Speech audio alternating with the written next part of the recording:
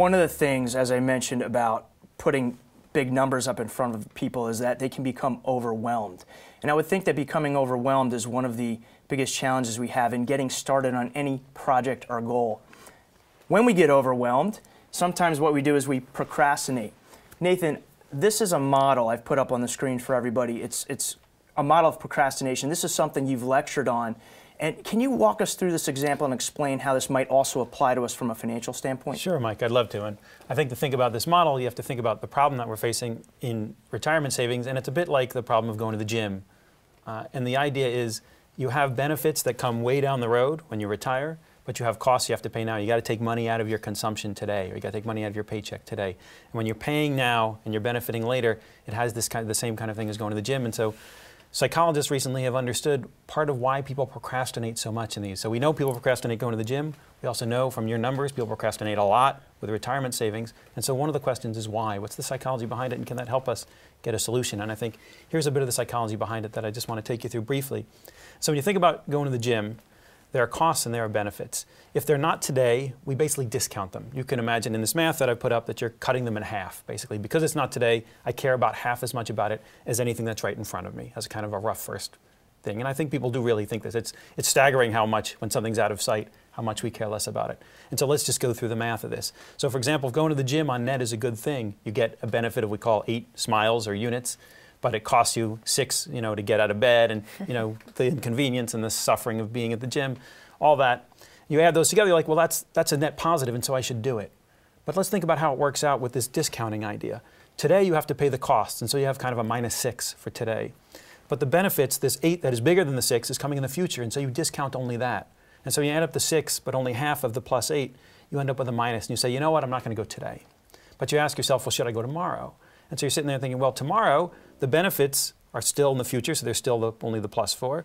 But now the costs are cut in half. Because I'm like, oh, tomorrow I'll have the time. It'll be easier. Sure, I'm willing to get out of bed. I'll set my alarm. And you make some kind of optimistic prediction that you're going to do that. And so you say, oh, tomorrow I'll do it. But now tomorrow comes. Now tomorrow is today again. And when today comes, now suddenly the costs are in the moment, but the benefits are still in the future. And so when tomorrow comes, you do the same math that you did today and say, well, the costs are -6 right now. The benefits are only in the future. You discount those and you say, I'm not going today again. I'll go tomorrow. And so you get in this cycle of procrastination, which is exactly what happens to retirement savings. And so what do you do in this situation? Well, there are 2 ways out of this that I know of that are both very powerful.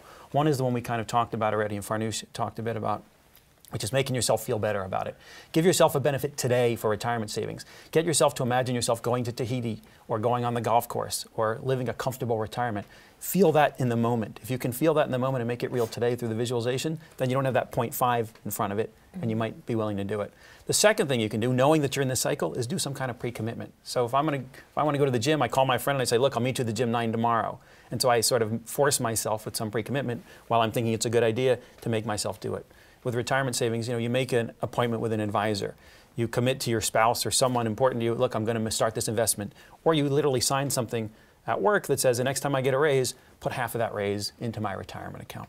You do some kind of pre-commitment or use some kind of visualization to make it feel better. I think those are 2 big and important strategies to get out of this constant procrastination loop. That's a great example. I think for me, some of those minus smiles come the day after I go to the gym when I'm sore. I don't want to go back. Farnoosh, in looking at this example, one thing that popped into my head is, I might dread going. Let's say I haven't been there in a long time, or I'm starting a new exercise routine. I know I'm going to be sore. I know I'm going to be huffing and puffing. I know I'm out of shape. But that first day or first couple of weeks is really the hardest part. Once I get going, I might actually start to feel better. I might actually start looking forward to going to the gym, and all of a sudden, I can't wait to go.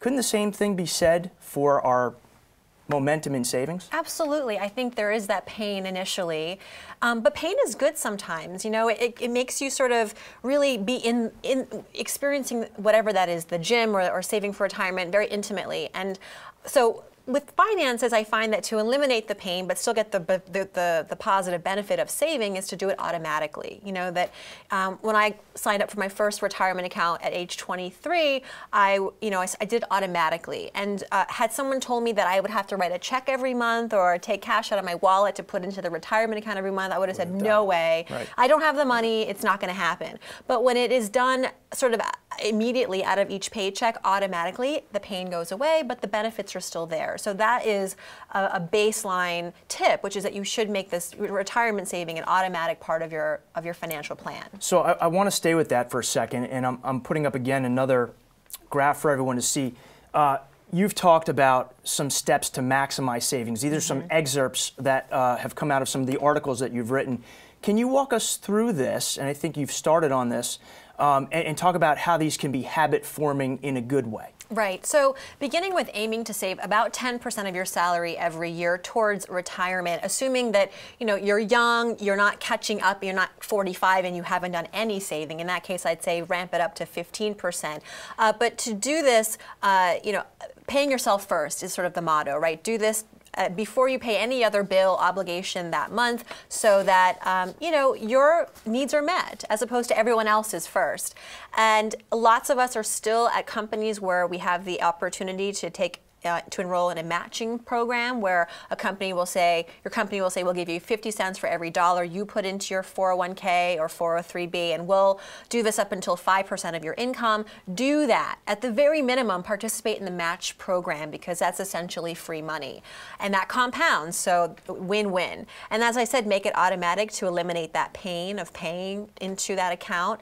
And finally, I like the idea of diversifying your retirement strategy. So even if you are at a company where there is a sponsored retirement plan and you've potentially maxed it out, or you're looking to get some other kind of maybe tax incentive, a Roth IRA or an individual IRA could be an alternative, or in some cases a supplement. Okay, great. So there's a lot of considerations there. As far as you touched on this when you were talking about 10%.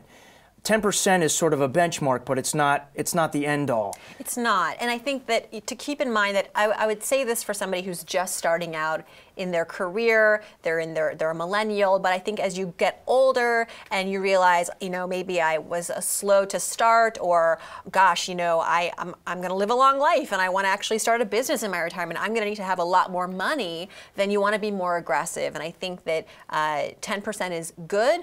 More than that is excellent, and at the very least, try to maximize your match. So let me ask you this: for someone who is contributing the match, and let's just say it's 5% of their pay, and they've been stuck at 5% for a number of years, and they feel like they can never get off it, what would be some, and I'll put this to both of you, what would be some ideas to help them sort of get off of that mark? Is there a particular time of the year they should be thinking about making an increase, or should they pre-commit to when they're going to do it? Will that be very helpful?